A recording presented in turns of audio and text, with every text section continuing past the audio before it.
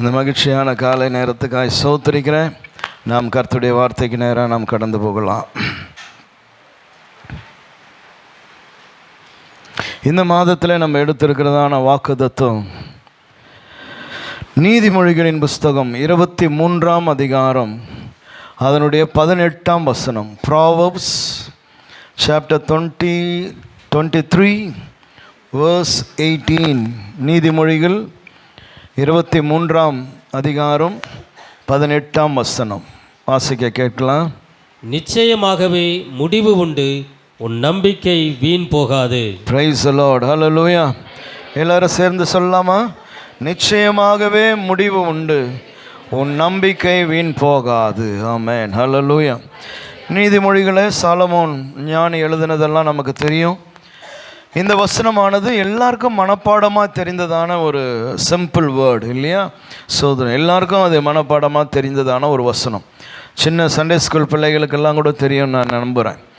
அப்போ இங்கே சொல்லுகிறது நிச்சயமாக முடிவு உண்டு, உன்னுடைய நம்பிக்கை வீண் போகாது. ஆங்கிலத்தில் நம்ம வாசிப்போமானா there is surely a future hope for you. அதாவது நிச்சயமாகவே எதிர்காலத்துக்கு ஒரு ஹோப், ஒரு நம்பிக்கை உண்டு அப்படின்றதான ஒரு வார்த்தை அங்கே ஆங்கிலத்தில் வருது. எதிர்காலத்தில் உனக்கு ஒரு ஹோப் உண்டு, சோதரம். And your hope will not be cut off. உன்னுடைய நம்பிக்கை வீணா அல்லது அது வீணா முடிஞ்சிடாது. ஆமென், ஹல்லேலூயா, சோத்திரம். அப்போது இந்த வசனத்தில் தான் இந்த மாதம் ஃபுல்லாக நம்ம ஜேர்னி பண்ண போகிறோம், தியானிக்க போகிறோம். சோத்திரம். நான் அதில் பார்த்தபோது எனக்கு ஆவியானவர் எனக்குள்ளே தந்ததான காரியங்கள் என்னென்னா, அந்த வார்த்தைகளை ஒவ்வொன்றையும் கவனித்தேன். ஒன்று நிச்சயமாகவே, ரெண்டாவது முடிவு உண்டு, மூன்றாவது உன்னுடைய நம்பிக்கை, நான்காவது வீண் போகாது. சோத்திரம். ஆமென், ஹல்லேலூயா. நாலும் அழகான அற்புதமான ரொம்ப ஆழமான வார்த்தைகளாக அதுக்குள்ளே அடங்கி இருக்குது. ஆமென், சோத்திரம். இன்றைக்கு அந்த முதல் வார்த்தையை நம்ம கவனிக்கணும்னு நினைக்கிறேன். சோத்திரம், ஹல்லேலூயா.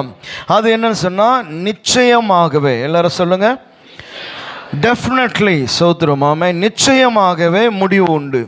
அப்போது நிச்சயம் என்கிறதான ஒரு வார்த்தையை ஆவியானவர் அங்கே பயன்படுத்துகிறார். சோத்திரம்.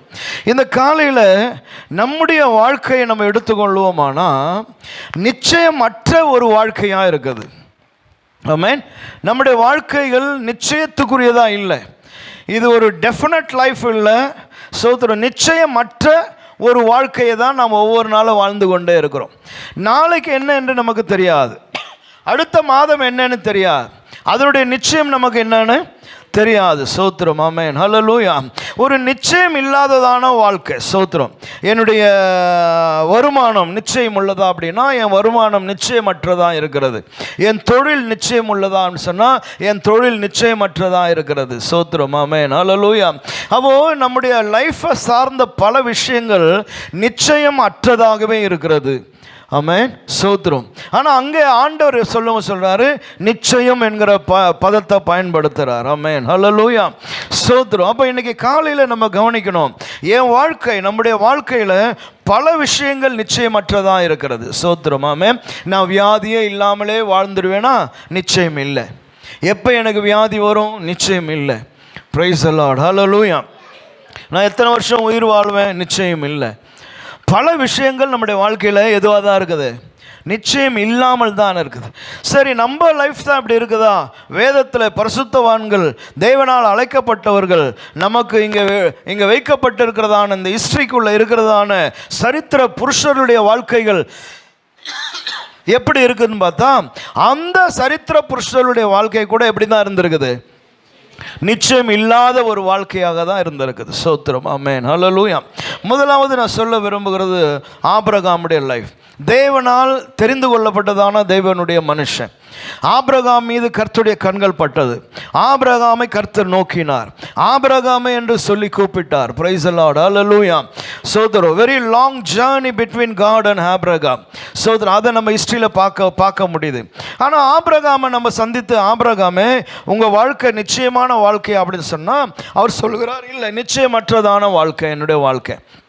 ஆமென். ஸ்தோத்திரம். எபிரேயர் நிருபத்தில் நீங்கள் வாசிக்கும்போது, எபிரேயர் நிருபத்தில் ஆபிரகாமை குறித்து அந்த விசுவாச வீரர் பட்டியலை படிக்கும்போது 11ஆம் அதிகாரம் 8ஆம் வசனத்தில் நமக்கு தெரிந்ததான ஒரு வசனம், விசுவாசத்தினாலே ஆபிரகாம் தாம் சுதந்திரமாக பெறப்போகிற இடத்திற்கு போகும்படி அழைக்கப்பட்ட போது கீழ்ப்படிந்து தான் போகும் இடம் இன்னதென்று அறியாமல் புறப்பட்டு போனான். வசனத்தை நம்ம கவனித்தோம். தான் போகிறதான இடம், தேவனாலே அழைக்கப்பட்ட பொழுது தான் போகிற இடம் இன்னதென்று அறியாமலே அவன் புறப்பட்டு போனான். அப்போ புறப்பட்டு போகிறவனுக்கு ஒன்று தெரிகிறது, கர்த்தருடைய அழைப்பு என்பதெல்லாம்.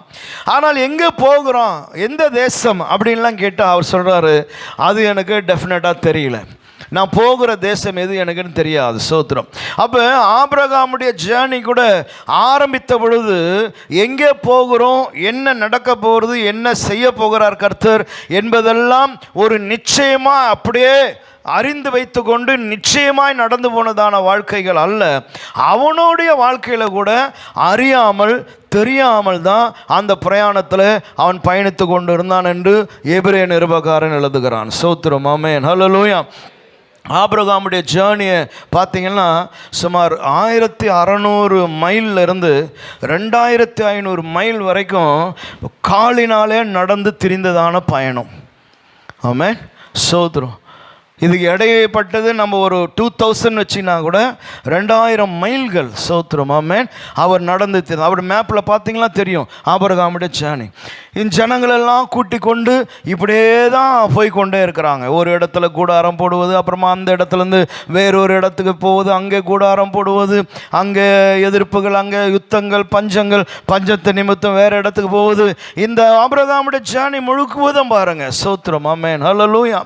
100 வருஷம் அவர் வாழுகிறார் பாருங்க. 175வது வயதில் அவர் மரித்து போகிறார். ஸ்தோத்திரம். அப்போது இத்தனை ஆண்டுகள் அவர் வாழ்ந்தாலும் அவருடைய ஜேர்னியானது கால்நடையாய் பல ஊர்களுக்கு பயணித்தாலும் அவருடைய பயணமானது ஒரு நிச்சயமற்றதாகவே தான் இருக்குது. ஆமென். ஸ்தோத்திரம். இத்தனாவது வருஷத்தில் நான் உனக்கு ஒரு பிள்ளையை தருவேன்னு ஆண்டவர் நிச்சயமாக ஒரு வருஷத்தை குறிப்பிட்டு இத்தனாவது வருஷத்தில் உனக்கு இது கிடைக்கும் அப்படின்னா எனக்கு இத்தனாவது வருஷத்தில் குழந்தை பிறக்கும்னு சொல்லி அவன் நிச்சயத்தோடு கூட இருந்திருக்கலாம். ஆனால் அவனால் நிச்சயத்தோடு கூட இருக்க முடியலையே. அவன் எலியேசரை எடுக்கலாமான்றான், இது பண்ணலாமா அது பண்ணலாமா, ஏன் எனக்கு இதை நீ தரலன்ற கேள்வியை கேட்குறான்.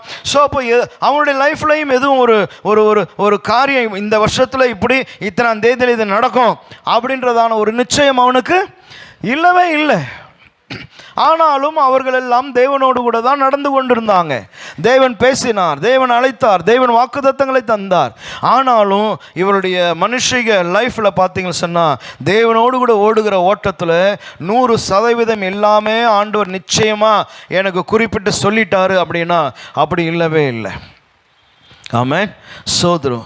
அப்போ நிச்சயம் இல்லாததான ஒரு வாழ்க்கை, ஆனால் அந்த வாழ்க்கையில் நிச்சயத்தின் தேவன் உன்னோடு என்னோடு கூட இருக்கிறார்.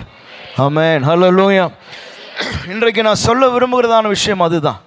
நிச்சயம் இல்லாத அநேக காரியங்கள் நம்ம வாழ்க்கையில் இருக்குது, ஆனால் என்னோடு கூட உன்னோடு கூட நிச்சயத்தின் தேவன் இருக்கிறார். அவர் யாருன்னா அவர் டெஃபினட் என்ற வார்த்தையை பயன்படுத்தக்கூடியவர். நிச்சயமாகவே பதில் உண்டு, நிச்சயமாகவே முடிவு உண்டு என்று நிச்சயத்தை பிரசங்கிக்கக்கூடியவர். நிச்சயம் என்கிறதான வார்த்தையை அவர் பயன்படுத்துகிறார் உன்னையும் என்னையும் பார்த்து. ஆமென். அப்போ நம்ம நிச்சயமற்றதான ஒரு ஜேர்னியில் இருக்கிறோம். இந்த பிரயாணத்தில் என்னோடு கூட நிச்சயத்தின் தேவன் இருக்கிறார். ஒரு வழியில் சொல்லாமா? ஹல்லேலூயா. சோதரம். அப்போ யாக்கோபு நிருபக்காரன் சொல்லும்போது 4ஆம் அதிகாரம் அதனுடைய 14ஆம் வசனத்தில், யாக்கோபு 4:14, நாளைக்கு நடப்பது உங்களுக்கு தெரியாதே. அவ்வளோதான். எவ்வளோ சிம்பிளாக எழுதுறாரு பார். நாளைக்கு நடப்பது உங்களுக்கு தெரியாது. எத்தனை பேருக்கு தெரியும் நாளைக்கு நடப்பது? நாளைக்கு நடப்பது உங்களுக்கு தெரியாதே. உங்கள் ஜீவன் எப்படிப்பட்டது? கொஞ்ச காலம் தோன்றி பின்பு தோன்றாமல் போகிற புகை போல இருக்கிறது. புகையை போல இருக்கான். எது மாதிரி இருக்கான்? புகை. சோதரம். எவ்வளோ சிம்பிளாக சொல்கிறாங்க பாருங்க. உங்களால் ஏற்றுக்கொள்ள முடியுமா இதை? உங்கள் லைஃப் எப்படி இருக்கான்? புகையை போல இருக்குதான். சோதரம். கொஞ்ச காலம் தோன்றி இங்கடா இங்கே தான் புகை இருந்துச்சுன்னா அது போயிடுது, அவ்வளோதான். சோதரம். நாளை குறித்து உங்களுக்கு ஒன்றுமே தெரியாது. அதே ப்ராவர்ப்ஸில் நீதிமொழிகள் 27ஆம் அதிகாரம் 1ஆம் வசனத்தை பாருங்க. நாளைய தினத்தை குறித்து பெருமை பாராட்டாதே. அதுதான், நாளைய தினத்தை குறித்து பெருமை பாராட்டாதே. ஒரு நாள் பிறப்பிப்பதை அறியாயே. ஒரு நாள் பிறக்கிறது உனக்கு தெரியுமா? உனக்கு தெரியாது. அப்போ நாளைய தினத்தை குறித்து என்ன பண்ணாத.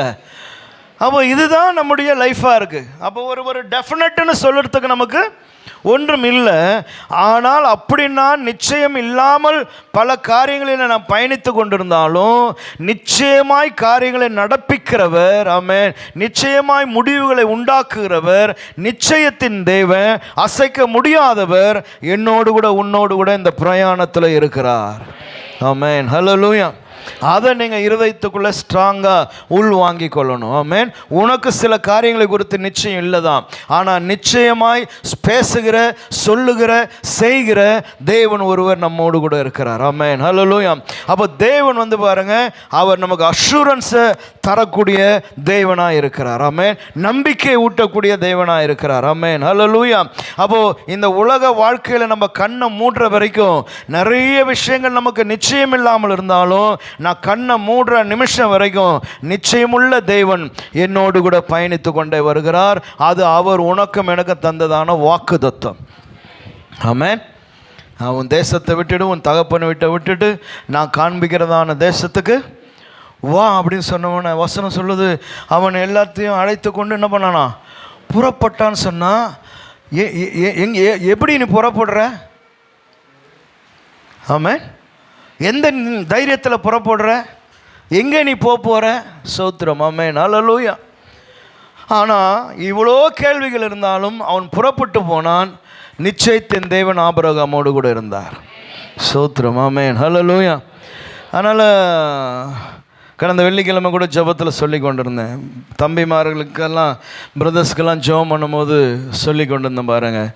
நிறைய பேருடைய லைஃப்பில் நிச்சயமான வருமானமே இல்லை.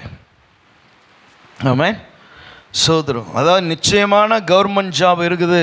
எத்தனை பேர் கை தூக்குங்கன்னா, என் சபையில் அப்படி யாருமே இல்லை.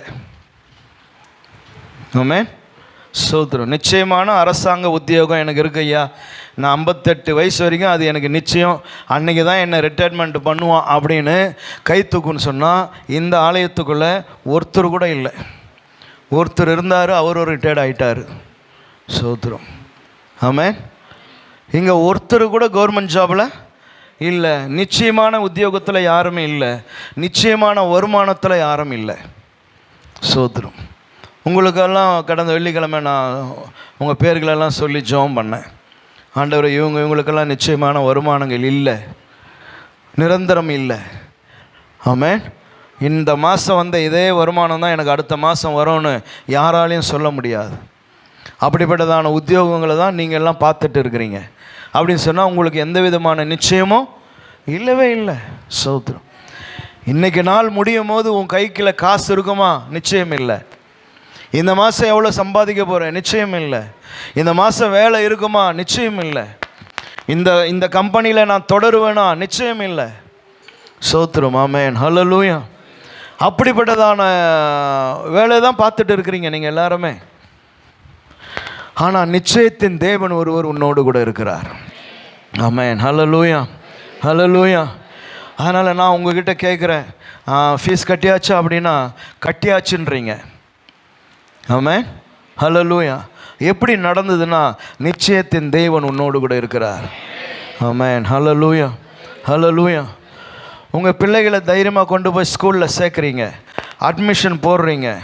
அவன் இவ்வளோ ஃபீஸுன்னு சொல்கிறான், அது உங்கள் காது கேட்குது. அது உங்ககிட்ட இல்லைன்னு சொல்லுது உங்கள் மனசு. ஆனாலும் அட்மிஷன் போட்டு சைன் போட்டு வரீங்க. அவன் சொல்கிறான், இத்தனாந்தேதி இந்த அமௌண்ட் பண்ணணும், அத்தனாந்தேதி செகண்ட் பேமெண்ட் பண்ணணுன்னா இதெல்லாம் கேட்டுன்னு நீங்கள் வரீங்க. ஆமென், ஹல்லேலூயா. அந்த தேதியில் இந்த அமௌண்ட்டை நீ கட்டுவியான்னு உன்னை நான் நிறுத்தி கேட்டேன்னா உன்னோட பதில் என்ன தெரியாது, நிச்சயம் இல்லை. ஆமென், ஹல்லேலூயா. ஆனால் நிச்சயத்தின் தேவன் ஒருவர் கூட இருக்கிறாரு. அவர் தருகிறதான நம்பிக்கை, அவர் தருகிறதான விசுவாசம், ஆமென், அதுதான் சைன் பண்ண வைக்குது. ஆமென், ஹல்லேலூயா, ஹல்லேலூயா. ஆமென், சோதரம். ஆபிரகாம் தன்னுடைய பையனை கையை பிடிச்சி ஒரு நாள் காலையில் அவன் தூங்கி நின்றா தட்டி எழுப்பி குளிப்பாட்டி ட்ரெஸ் எல்லாம் மாட்டி அவனை கைப்பிடிச்சி நம்ம ஒரு ஜேர்னிக்கு போகிறோம், சோதரம் ஒரு ஊருக்கு போகிறோம், கெட் ரெடி கம் டேடியும் நீயும் 2 பேரும் மட்டும் போகலாம் வா அப்படின்னு அழைத்து கொண்டு வந்தார். 3 நாள் பிரயாணமா, 3 நாள் journey with is own father இல்லையா? ரொம்ப சந்தோஷமாக இருந்திருக்கும். அப்பா கூட ஒரு பெரிய பிரயாணம். சோத்திரம், ஆமென், ஹல்லேலூயா. அம்மா இல்லை, தொல்லை இல்லை. சோத்திரம். அப்பா எது கேட்டாலும் வாங்கி கொடுத்துருவார். அம்மா இருந்தால் தான் கஷ்டம். சோத்திரம். அப்பாவும் அப்படியே போய் மோரியா மலைக்கெல்லாம் போய் சோத்திரம். அங்கே மகன் அப்பா கிட்ட கேட்டான். எவ்வளோ காரியங்கள் பேசிகிட்டே போயிருந்துருப்பாங்க. இப்போ பையன் கேட்டான், ஓகே டேடி எல்லாம் இருக்குது, பட் ஒன்று மிஸ் ஆகுது, பலி மிருகம் எங்கப்பா அப்படின்னொன்னே அன்னைக்கு அப்பா பையனுக்கு ஒன்று டீச் பண்ணார். என்னன்னா, பலிமிருகம் இல்லை தான் நம்மக்கிட்ட, நான் எந்த கசாப்காரங்கிட்டையும் இன்னும் சொல்லலை எத்தனை தருறதுக்கு, அது இல்லை நம்மக்கிட்ட. ஆனால் நான் உனக்கு சொல்கிறேன் பாரு, பலிமிருகம் கிடைக்குமா கிடைக்காதா, உன்னைத்தான் பலி செலுத்துவானா, இன்னும் இதெல்லாம் எனக்கு தெரியல. பட் ஒன்று சொல்கிறேன், நிச்சயத்தின் தேவன் நம்மோடு கூட இருக்கிறார், அவர் பார்த்து கொள்வார். அதுதான் அவனுக்கு சொல்லி கொடுக்கப்பட்டது. ஒரு யங் ஏஜில் ஒரு அப்பா தன் பையனுக்கு சொல்லி கொடுக்குறாரு, கர்த்தர் பார்த்து கொள்வார். ஆமென், ஹல்லேலூயா, ஹல்லேலூயா. அப்போ அவன் வளர்ந்து வரும்போது அவனுடைய எண்ணமும் எப்படி இருக்கும், இது இல்லைத்தான், ஆனால் எங்கள் அப்பா எனக்கு சொல்லியிருக்கிறாரு கர்த்தர் பார்த்து கொள்வார். ஆமென், ஹல்லேலூயா. சரி, உங்கள் அப்பா கர்த்தர் பார்த்து கொள்வார்னு சொன்னார், அதே மாதிரி கர்த்தர் பார்த்துக்கினாரான்னு சொல்லி ஒருத்தன் ஈசா கிட்ட கேட்டால் ஈசாக்குன்னா சொல்லுவான், ஏசுடா எங்கள் அப்பா கத்திய ஓங்கினார் பாரு, ஆபிரகாமேன்னு ஒரு சவுண்டு வந்துச்சுடா அப்பா. நான் கேட்டேன், ஆண்டவர் எங்கள் அப்பாவை கூப்பிட்டாரு.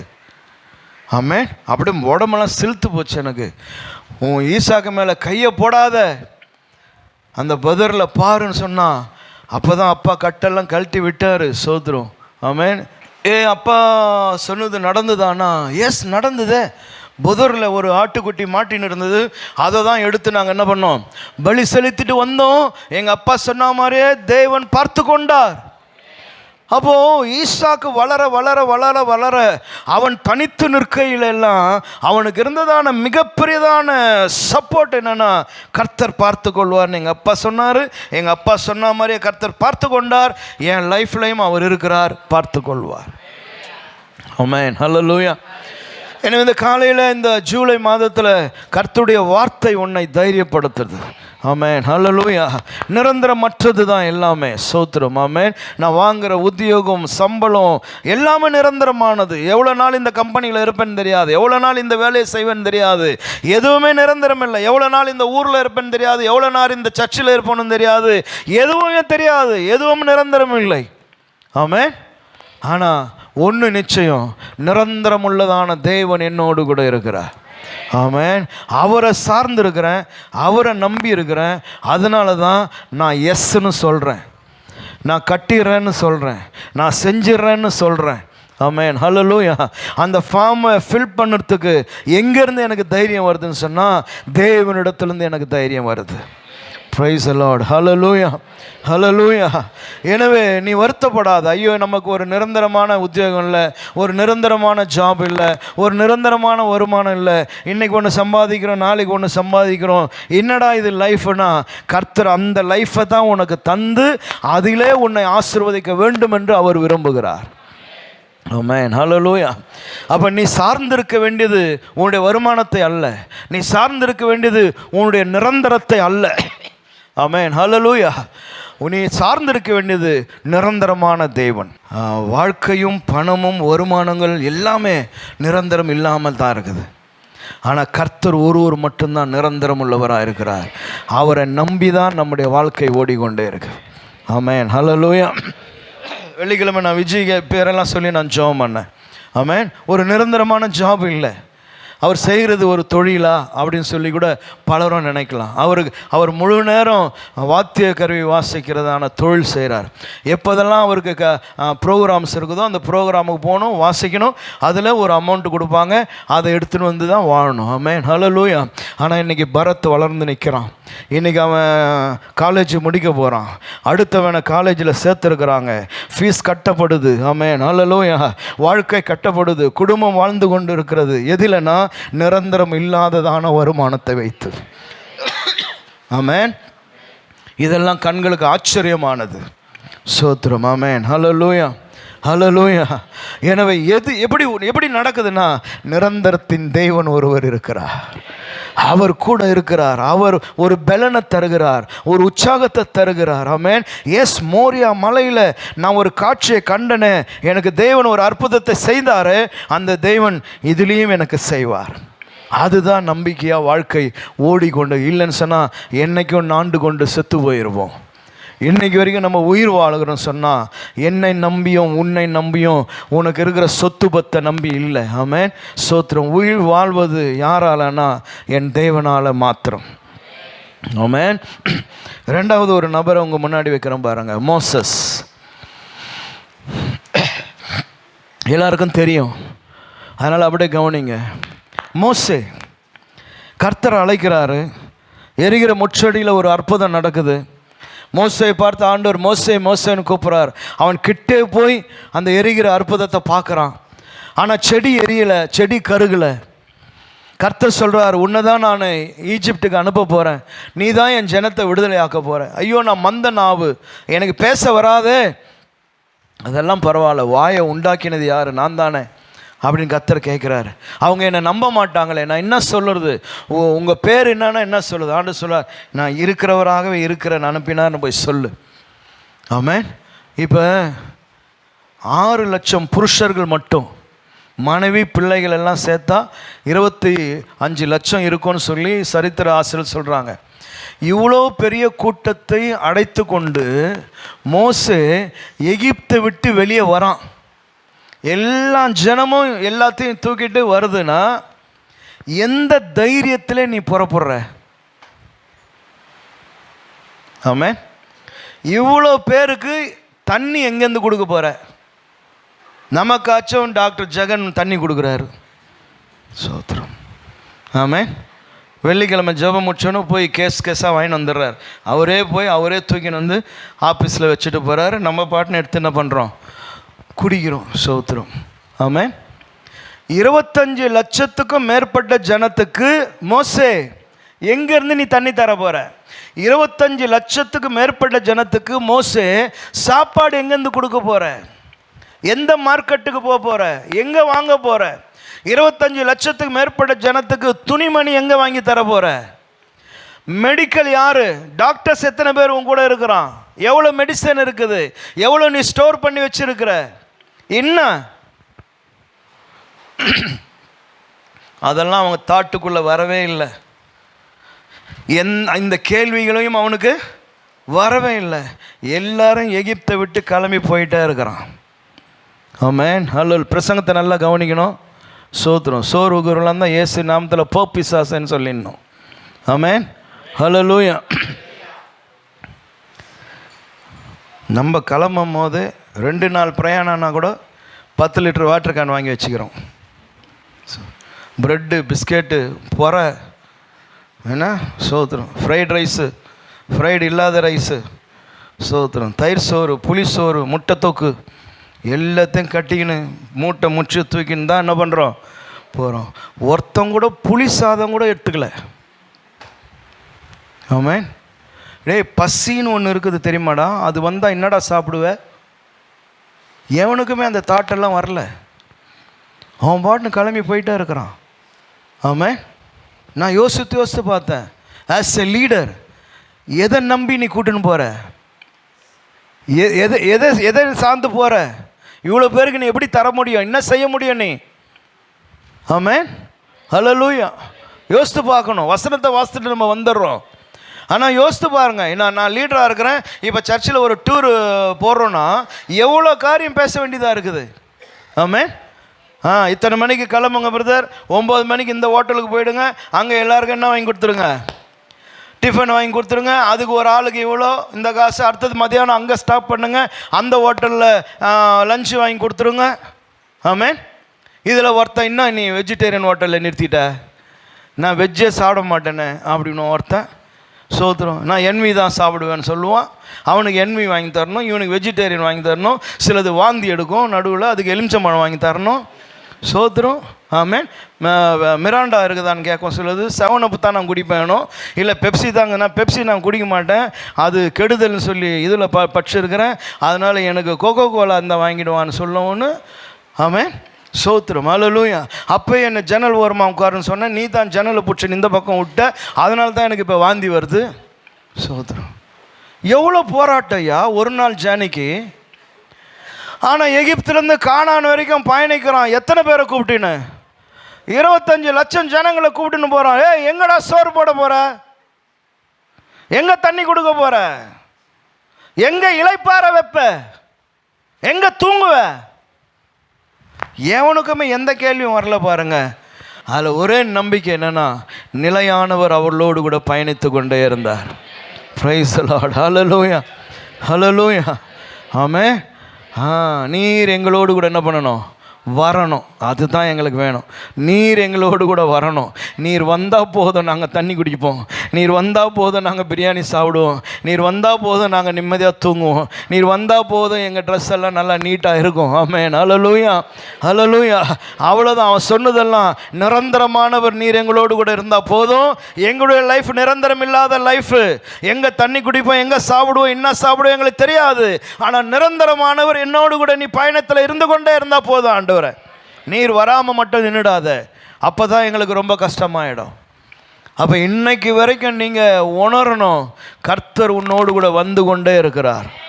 அதனால தான் தண்ணியும் சோறும் சாப்பாடும் தூக்கமும் ஆடை அலங்காரங்கள் எல்லாமே இருக்குது. கர்த்தர் தன்னுடைய வரவை நிறுத்தி கொள்வாரானால் நம்ம சம்பாதிக்கிற பணத்தை வச்சு நம்மளால் என்ன பண்ண முடியும்னு தெரியாது. ஆமென்.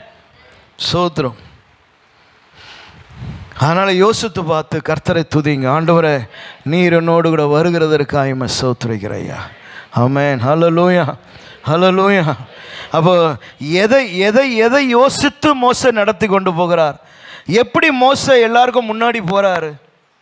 இவ்வளோ ஜனம் என்னை நம்பி வருதே அப்படின்னு பயம் அவருக்கு இல்லையே. சோத்திரம். நம்பி பிரயாணம் போய் கொண்டே இருக்குது. கர்த்தர் எல்லா தேவைகளையும் தேவன் சந்தித்தார். ஆமென். ஹல்லேலூயா. நான் எதுவும் வசனத்துக்குள்ளெல்லாம் நான் போல, அப்படியே ஓல் ஹிஸ்ட்ரியை நான் உங்கள் கண்ணு முன்னாடி கொண்டு வரேன். ஆமென். சோத்திரம். அதனால் எங்கெல்லாம் தாகம் எடுத்ததோ அங்கெல்லாம் கர்த்தர் ப்ரொவைட் பண்ணார். எங்கெல்லாம் பசி எடுத்ததோ அங்கெல்லாம் ஆகாரம் கொடுத்தார். இரவு வேளைகளில் அவர் அப்படியே மேக ஸ்தம்பமாக வந்து இறங்கினார், அக்கினி ஸ்தம்பமாக வந்து இறங்கினார். ஆமென். அவர்கள் தூங்குனாங்க, எழுந்தாங்க. அவருடைய வஸ்திரங்கள் பழமையாக போல, அவருடைய பாதரட்சைகள் தேஞ்சு போல. சோத்திரம். மார்னிங் அவர்ஸில் அவங்க அவங்க அவங்க அவங்க டீஹைட்ரேஷன் ஆகலை. அவர் அழகாக மேக ஸ்தம்பமாக இருந்தார். சோத்திரம். ஆமென். என்ன அற்புதமாக அவர்களை நடத்தி கொண்டே வந்தார். இன்றைக்கி நம்ம ரொம்ப யோசிக்க நமக்கு பயம் வந்துடும். ஆமென். யோசிக்க பயம் வரும். பிசாசு பயத்தை உள்ளே கொண்டு வந்துடுவான். ஆனால் கர்த்தர் உன்னோடு கூட இருக்கிறார். அந்த விசுவாசம் இந்த காலையில் உனக்குள்ளே வரட்டும். ஆமென். ஹல்லேலூயா, ஹல்லேலூயா. ஆமென். ஸ்தோத்திரம். எனவே இங்கே இருக்கிற அமர்ந்து கொண்டு இருக்கிற ஒவ்வொருவருக்கும் ஒவ்வொரு தேதியில் இஎம்ஐ இருக்கும். நீங்கள் வண்டிங்க வாங்குறீங்க, லோன் எடுக்கிறீங்க, இல்லை எவ்வளோ விஷயங்கள் இருக்கும். சோத்திரம். ஆமென். அந்தந்த தேதியில் அது நடக்கணுமே. 1ஆம் தேதி நம்மளுடைய ஜெபம் எதுவாக இருக்குது? ஆண்டவரே, மாதம் பிறந்துருச்சு, இந்தந்த டேட்டில் இந்தந்த லோன் என்ன பண்ணணும், நான் கட்டணுமே. ஆண்டவரே, கடந்த மாதம்லாம் கட்ட உதவி செஞ்சீங்க, இந்த ஜூலையிலையும் என்ன பண்ணிவிடுங்க, உதவி செய்யுங்கயான்னு 1ஆம் தேதியே என்ன பண்ணிடுறோம், ஜெபம் பண்ணிடுறோம். சோத்திரம். கர்த்தர் அதை கேட்கிறார், அதை அங்கீகரிக்கிறார். Price the Lord. அதன்படியே நம்மை கர்த்தர் நடத்துகிறார். ஆமென். ஹல்லேலூயா, ஹல்லேலூயா. எனவே மோசையோடு கூட இருந்த நிரந்தரத்தின் தேவன், இஸ்ரவேல் ஜனங்களோடு கூட இருந்த நிரந்தரத்தின் தேவன் உன்னோடு கூட இருக்கிறார். அவர் நிலையற்றவர் அல்ல, அவர் நிரந்தரம் இல்லாதவர் இல்லை, அவர் நிரந்தரமானவர். பிரைஸ் தி லார்ட், ஹல்லேலூயா. அவர் அசைக்க முடியாததான அற்புதமான தேவன் அவர். ஆமென், ஹல்லேலூயா. மூன்றாவது ஒருத்தரை சொல்கிறேன் பாருங்க, அது ரூத். ரூத்துலேயும் உங்களுக்கு சரித்திரங்கள் தெரியும். ஆமென், ஸ்தோத்திரம். அவ பாருங்க, உன்னுடைய தெய்வம் என்னுடைய தெய்வம், உன்னுடைய தேசம் என்னுடைய தேசம், நீ எங்கே மறிக்கிறியோ அங்கே நான் மறிக்கிறேன். நான் என் ஜேர்னியை உன் கூட என்ன பண்ணுறேன், ஸ்டார்ட் பண்ணுறேன். நான் ஒரு பாயிண்ட்லேருந்து ஒரு ஜேர்னியை நான் துவங்குறேன் அப்படின்னா என் கூட நிற்கிறவன் சக்ஸஸ்ஃபுல்லானவனாக இருக்கணும். இந்த ஜேர்னியை துவங்கி இதில் சக்ஸஸ் ஆனவன் என் கூட நின்னான்னா அவனை பார்க்கும் போது எனக்கு ஒரு நம்பிக்கை வரும், இவரும் இதே மாதிரி இதில் சக்ஸஸ் ஆனவர், அவர் தான் எனக்கு சொல்கிறாரு, அவர் தான் என்னை நடத்துகிறாரு, அதனால் நிச்சயமாக அவரை மாதிரி நானும் என்ன ஆகிட முடியும், சக்ஸஸ் ஆகிட முடியும்னு தரும். ஆனால் கூட நிற்கிறது யார், தோல்வி அடைஞ்சு எல்லாமே வெறுமையாக போய் நிற்கிறதான யார், நகோமி. நகோமியை பார்த்து தான் பேசுகிறா ரூத்து. அவள் என்ன பேசுகிறான்னா, நான் உன்னை பின்பற்றி வரேன், உன் லைஃப் ஸ்டைலை பின்பற்றி வரேன், நீ எடுத்திருக்கிற ஜெயத்தை பின்பற்றி வரேன்லாம் சொல்ல, உன்னுடைய தெய்வம் என்னுடைய தேவன். Praise the Lord. அப்போ something she knows about this God. இந்த யெகோவாவை பற்றி அவள் ஏதோ ஒன்று தெரிந்து வைத்திருக்கிறாள். எனவே தான் அவள் சொல்கிறா, உன் தெய்வம் என்னுடைய தெய்வம், அதனால் அந்த நம்பிக்கையோடு கூட நான் வரேன்.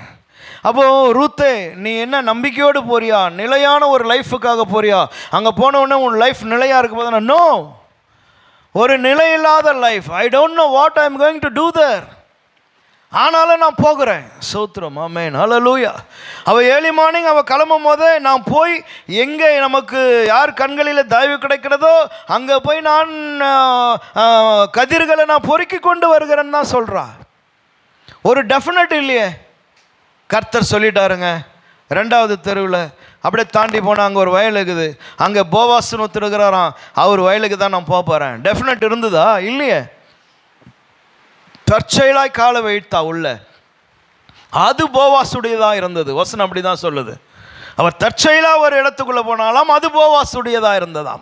அப்போ ரூத்தோடு கூட நிலையாய் வாழுகிற தேவன் ஒருவர் இருந்தார், அவருடைய லைஃப்பை நிலையாய் மாற்றக்கூடிய ஒருவர் இருந்தார். அப்போது நிலையற்று இருந்ததான அவருடைய லைஃப் கொஞ்ச காலத்தில் நிலை உள்ளதாய் மாறினது. ஆமென், ஹல்லேலூயா.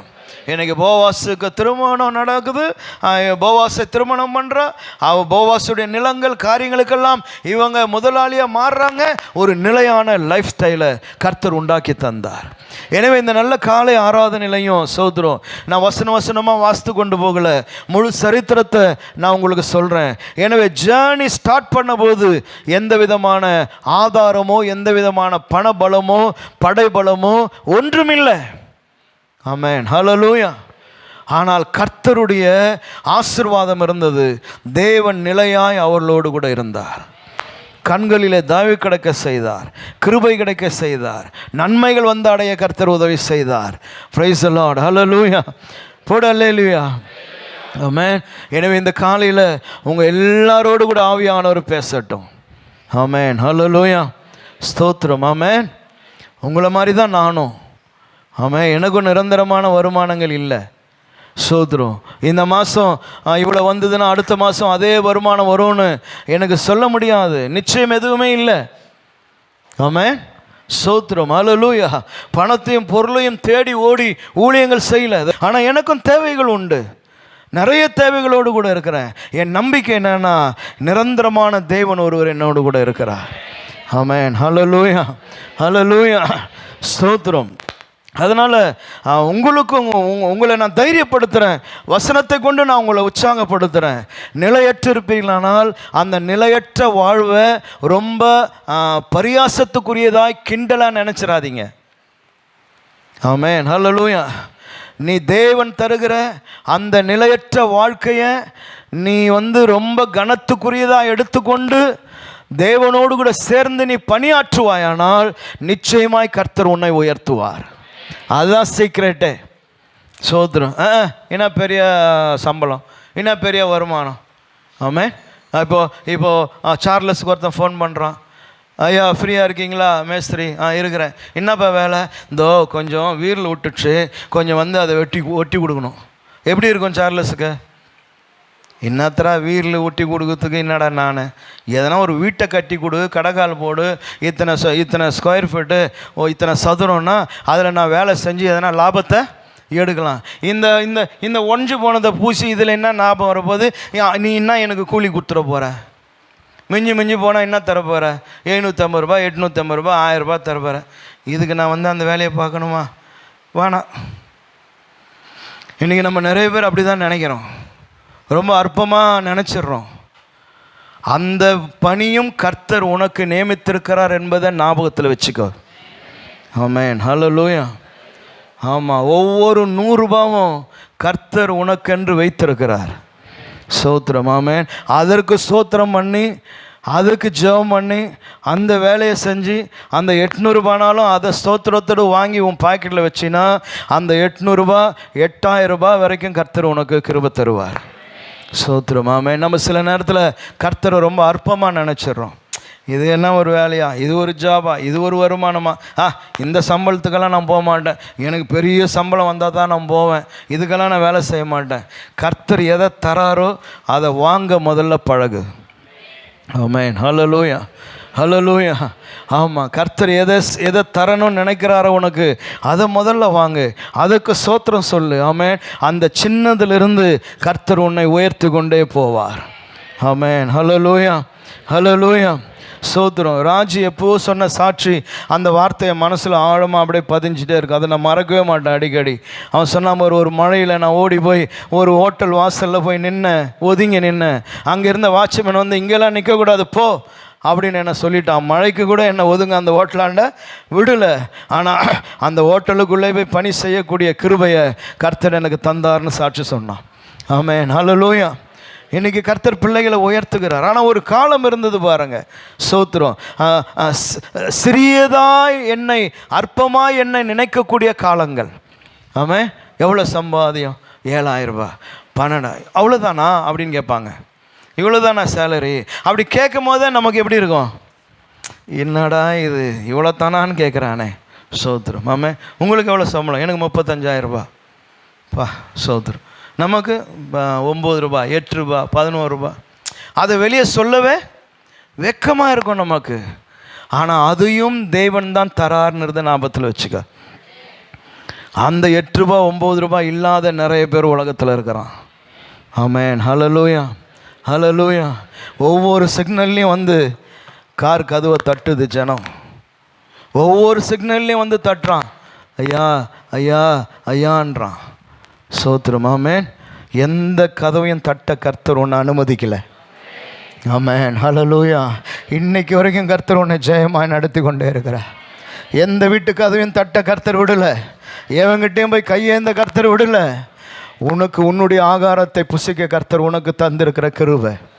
ஆமென். உன் வீட்டில் உட்காந்து நீ சாப்பிட்ற, உன் சாப்பாடு, உன் ட்ரெஸ்ஸு, உன்னுடைய உத்தியோகம், உன்னுடைய வருமானம். ஆமென். அதனால் நிரந்தரம் இல்லையே என்று சொல்லி கலங்கிடாத. நிரந்தரமுள்ள தேவன் இருக்கிறார். ஆமென், ஹல்லேலூயா. அவர் நிரந்தரமாய் வழி நடத்தி கொண்டு போய் கானானுக்குள்ளே கொண்டு போய் சேர்த்தார். பிரைஸ் தி லார்ட், ஹல்லேலூயா. எனவே இந்த காலையில் தேவனுடைய வார்த்தை உன்னை பலப்படுத்தட்டும். ஆமென், ஹல்லேலூயா. 54ஆம் சங்கீதம் 4ஆம் வசனம் பாருங்கள். Surely God is my help. அதான் சொல்றோம். 54:4 சங்கீதம். இதோ தேவன் எனக்கு சகாயர், ஆண்டவரின் ஆத்துமாவை ஆதரிக்கிறவர்களோடு இருக்கிறார். தமிழ்ல வந்து அந்த நிச்சயம் surely என்கிறதான வேர்டு இல்லை. ஆனால் இங்கிலீஷில் பார்த்தீங்கன்னா surely God is my help, the Lord is the one who sustain me. ஆமென். என்னை நிலை நிற்க செய்கிறவர் அவர். surely God, நிச்சயமாகவே கர்த்தர் என்னுடைய உதவியாளர் என்று சொல்லுகிறான். ஆமென், ஹல்லேலூயா. எனவே இந்த காலையில் சொல்லுங்க, நிச்சயமாகவே கர்த்தருடைய உதவியாளர், நிச்சயத்தின் தேவன் என்னோடு கூட இருக்கிறார். ஹல்லேலூயா. என் லைஃப் நிச்சயமற்றதாக இருக்கலாம், என் உத்தியோகம் நிச்சயமற்றதாக இருக்கலாம், என் ஜேர்னி நிச்சயமற்றதாக இருக்கலாம், என் டெஸ்டினேஷன் நிச்சயமற்றதாக இருக்கலாம். ஆனால் என் கூட நிச்சயத்தின் தேவன் இருக்கிறார். அவர் அந்த டெஸ்டினேஷனில் கொண்டு போய் என்னை சேர்ப்பார். ஆமென். நாம் கண்களை மூடுவோம், ஜெபம் பண்ணுவோம்.